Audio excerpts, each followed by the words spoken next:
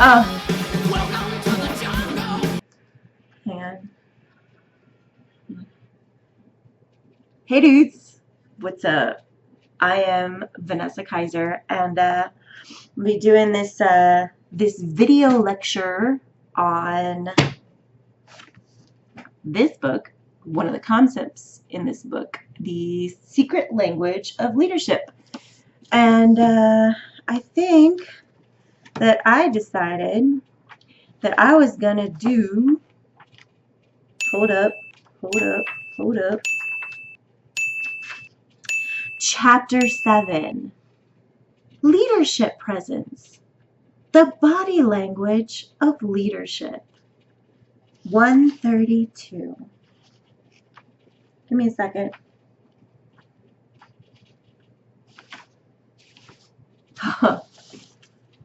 There it is. So, I'm just going to read this real quick.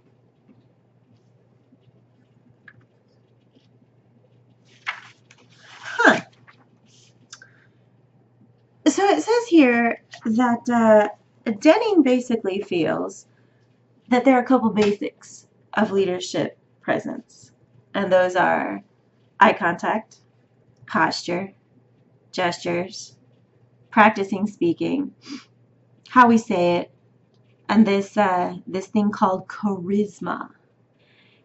I will argue that there are a few more things that make a good leader stand out from a mediocre or even bad leader. First up, physical appearance. Obviously, this ain't gonna cut it. And obviously, this is a much more professional attire than what I started off with. What did you think when I started the video with headphones, a hat, rocking out to my music, drinking a beer? Not the best way to show off your leadership skills. So the first thing that Denning talks about is eye contact. Now, I would argue, in fact, that before we even get to eye contact, we need to start with our outward physical appearance. How is the person dressed? How do they look? How do they present themselves?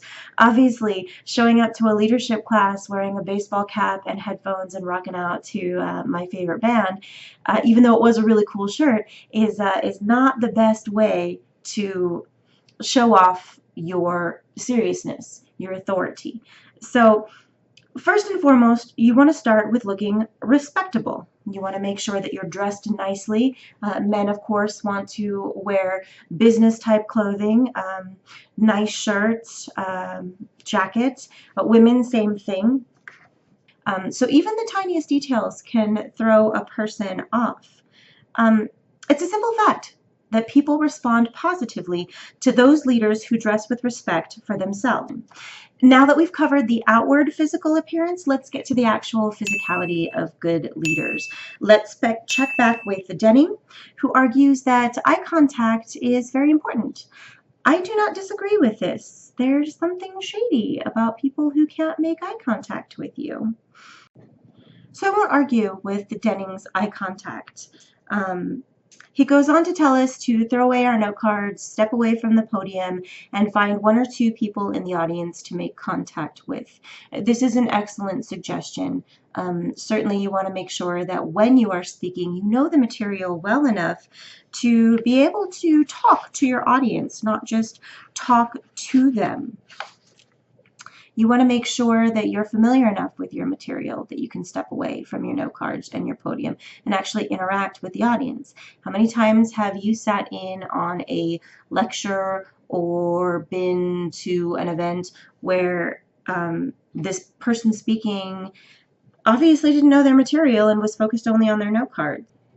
So Denning tells us to throw away the note cards and step away from the podium and find one or two audience members to connect with, which is, it's always a good idea.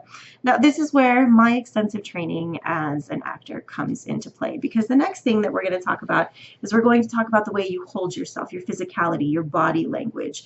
Now, I spent a great deal of time in school learning how to stand. It was so exciting. It was great. We would spend hours learning how to stand right. You think I'm kidding. I'm not.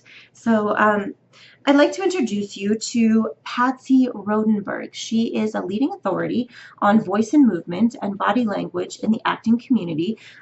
It's actually, this book in particular is one of the books that is required reading for our theater classes. It's The Actor Speaks, and it has an introduction by the actress Dame Judi Dench. Those of you who aren't familiar with her, you should become familiar with her. She's amazing. So Patsy talks about 3 different kinds of stances of standing, and I will briefly discuss each one of them, and then we'll talk about the one that we spent hours learning how to stand in, and it's one that I believe a lot of leaders learn to stand in. So the first one, and the most important one, is called centering. It's your center, or more often you'll hear it referred to as the neutral position. And this is where you stand with your feet parallel under your hips. Your energy is slightly forward on the balls of your feet. Your knees are unlocked but not too bent. Your spine is up but not rigid. Your shoulders are released. Your head is dropped but not too low. Your eyes stay facing the horizon. The weight of your head takes the upper body over so that you can flop over from the waist. You can shake your shoulders out. And you basically make sure that your spine is in alignment. Your hips jut a little bit backwards, and this allows your breathing to flow from your body. It allows your energy to flow. We also call this the ready position, because from this position, you also have your hands hanging down at your side, and you have this very powerful stance that you can go from any emotion, you can go from any gesture into. This is a state of readiness. Your body is ready to take you into the next gesture, the next emotion. So the other 2 stances that Patsy talks about, which you'll be able to recognize, are the denial position, which is also called first position. And this is generally seen as the shoulders scrunched in, head down. Usually your hands are clasped by your side. Your chest is collapsed into yourself. This is a position that screams a lack of confidence. You don't necessarily feel like you know what you're doing or saying. It also reeks of fear. So it's a very collapsed position. The energy from your chest goes down into your stomach, and people can't see your eyes. So this is called denial. The next position that we talk about is called the bluff position. This is also called third position. Now this is where you stand with your shoulders back, your chest up and out. It's a defensive posture. Your chin is up, your eyes are up towards. This is also a fighting stance. You're ready to fight. It's an aggressive posture.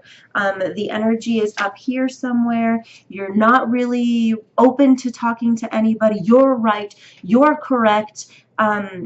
It's a very aggressive posture. So this is called bluff. This is third position. So you want to find yourself back in center or in neutral, which is, again, your shoulders relaxed, your chest is straight, your chin is parallel with the floor, your eyes find the horizon in front of you, everything is relaxed, and you're in a neutral, ready position. And this is a position that speaks of strength and of openness. I'm ready to listen to you. I'm ready to hear what you have to say. So pay attention to the way that you see politicians and leaders speaking, because the more you pay attention, the more you're going to understand what works for you and what doesn't work for you, what makes a good leader and what doesn't make a good leader. And it's these tiny little things that we look for, like the way somebody holds their shoulders or the way somebody holds their chin, whether or not they make eye contact with you or not. These are the things that we look for before they even open their mouth. This is what we're looking for in what makes a strong leader versus what makes a mediocre leader. So now that we've talked about the physicality, the outward appearance, and some of the way that we stand, the way that we hold ourselves, let's talk about voice. Denning briefly talks about this on 138, paragraphs 2 and 3, and I really love what he says here. I'm just gonna read it aloud. When leaders have a firm conviction in their minds, their stories become holistic. When they re-experience and retell the story, they become the story. They are at one with the audience, with themselves, and with their message. Their voice expresses, their demeanor expresses, the way they hold their body expresses. Their tone of voice expresses. The look in their eyes expresses. In this way, leaders communicate their true nature in the simplest, most direct way as one living being to another. Performance is a matter of bringing into harmony body, emotion, and thoughts. It draws on all elements, on their bodies like athletes and dancers, on their feelings like singers and lovers, and on their minds like mathematicians and thinkers. I'm a little disappointed that he doesn't bring up actors in this. I think actors get a bad rap. Most people think that acting is pretending, that acting is just a performance. And the way that we're taught is that acting is truth. You are telling a story. You are telling a truthful story. You have to believe it's true. When you go to the movies and you watch these actors, you don't want to see somebody just reading lines. You don't want to see somebody giving a flat performance. You want to believe that Daniel Radcliffe is Harry Potter. You want to believe that, I don't know, what's the last movie that you saw? Think of whatever actor it is. You want to believe that they're playing that character. And in order to do that, they have to be truthful to themselves. They have to embody all of that character's nuances and beliefs and stories. And they have to tell those stories as those characters. And if they can't convince you, they haven't done their job.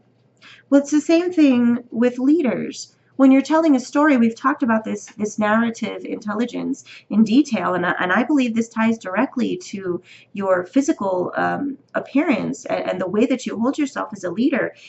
If you stand up there and tell a story in a flat, monotone voice, first of all, nobody's going to be listening to you. Second of all, nobody's going to care. They're not going to have anything to do with you at that point. They'll be falling asleep. So you want to make sure that when you retell these stories, you are there in the moment.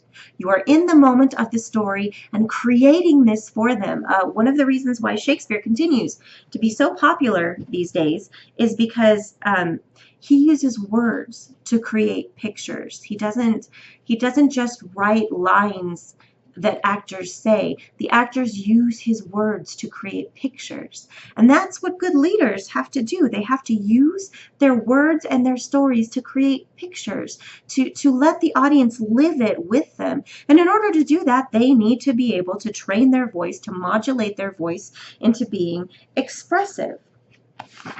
And movie stars do that, and politicians do that. I found this absolutely fascinating article by the Washington Post, which I will link to in the comment section below, called "Speaking of Science, the Vocal Tricks Political Candidates Use to Sound Like Leaders." And so this scientist did this study on politicians' voices. And the author was interested in what he calls, I'm going to read from the article, the charismatic voice, the vocal stylings that politicians use to project leadership characteristics like emotion, vision, and dominance. So they researched and analyzed 3 speech samples from each politician, and those politicians are listed in the article, and they extracted while they were doing speeches, and they extracted every vowel of the speeches and calculated the loudness and vocal pitch of each speaker. Even though each politician has a distinctive voice, they shared a charismatic strategy during speeches to diverse audiences. They spoke using diverse pitches and intensities. Another interesting thing from this article, which I found fascinating, is he goes on to say the candidates shared strategies when they spoke to an audience of fellow leaders as well. During speeches at the United Nations, the New Hampshire Republican Leadership Summit, and on the floor of the U.S. Senate, the politicians changed things up.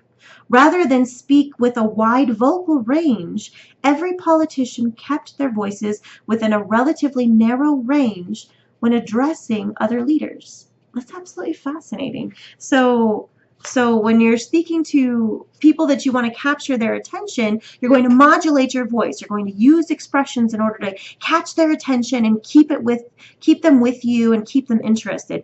But when you already have an audience and they already know you, there's absolutely no need to use expressions and emotions because they're going to listen to you no matter what you say. So you don't have to put as much effort into it because you have, as what we like to call a captive audience, a trapped audience. They're not going anywhere. So they're going to listen to you no matter what you have to say. So you're just going to say it. Finally, one of the last things that Dunning talks about is practice, practice, practice. So practicing all of these things that we've talked about, practicing dressing right, making eye contact, which for some people is really hard. I'm always surprised when I take acting classes. We actually do a lot of exercises where we practice making eye contact with each other because it is a very vulnerable state. It's a very vulnerable position to do. You've heard the expression, your eyes are the windows to your soul.